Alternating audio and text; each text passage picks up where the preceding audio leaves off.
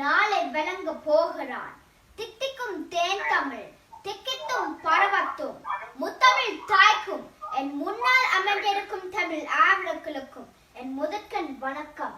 நான் இன்று பேச எடுத்துக்கொண்ட விடயம் நான் நாட்டின் தலைவரானால் கல்வி என்கின்ற 3 எழுத்து ஓவியம் மூவுலகையும் அடுக்கும் காவியம் என்பதை உணர்ந்து எல்லாரும் கல்வி கற்க வலியுறுத்துவேன். கல்லாதோ இல்லாத நிலை நாட்டுவேன். ஓர் சீன பழமொழி, 1 ஆண்டுக்கு திட்டம் விட வேணுமா பயிர்சை, 10 ஆண்டுகளுக்கு திட்டம் விட வேணுமா மரங்கள வள, 100 ஆண்டுகளுக்கு திட்டம் விட வேணுமா மனிதர்களை உருவாக்கு. நான் நாட்டின் தலைவரானால் நம் நாடு வளர்ச்சி 20க்கு நல்ல மனிதர்களை உருவாக்குவேன். யாதிகள் இல்லையதி பாப்பா உள்ள தாட்சி உயர்த்தி சொல்லல் பாவம் என்று பாரதியாரின் கூத்துக்கிணங்கு யாதி சங்கம் மத சங்கம் போன்றவற்றை தடை செய்து சட்டங்கள் இயற்றி நம்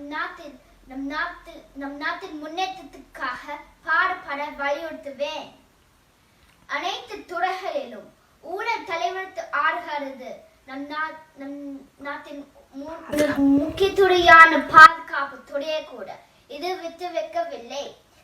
எனவே காவல்துறை, வருவாய்த்துறை, வரித்துறை, பதிவுத்துறை, போக்குவரத்து துறை போன்றவற்றில் அதிக கவனம் செலுத்தி கொலை, கொள்ளை, ஊழல் மற்றும் லஞ்சம் போன்றவற்றை தடை செய்து நம் நாட்டு வளர்ச்சி மட்டும் இல்லாமல் நலர்ச்சி ஆகவும் மாற்றுவேன்.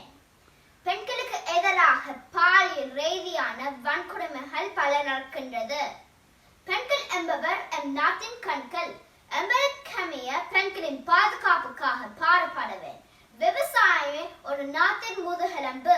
விவசாயத்தில் புது தொழில்நுட்பங்களை பூத்தி விவசாயத்தை உயர்த்தி நம் நாட்டில் உற்பத்தி ஆகும் பொருட்களை மக்களுக்கு வாங்க சொல்லி அவர்களது தரத்தையும் நம் நாட்டில் பொருளாதாரத்தையும் உயர்த்த மக்களுக்கு வலியுறுத்துவேன். வெற்றிடம் எல்லா மடங்களின் பத்திரம் ஆக வேண்டும் என்பதற்கமைய அனைவருக்கும் இலவச மரக்கன்றுகளை வழங்கி அவற்றை வளர்க்க சொல்லி பூமியின் வளத்தை காப்பேன். உலகத்தில் பல தலைவர்கள் நமக்கு முன்னோடிகளாக இருந்து இருக்கிறார்கள்.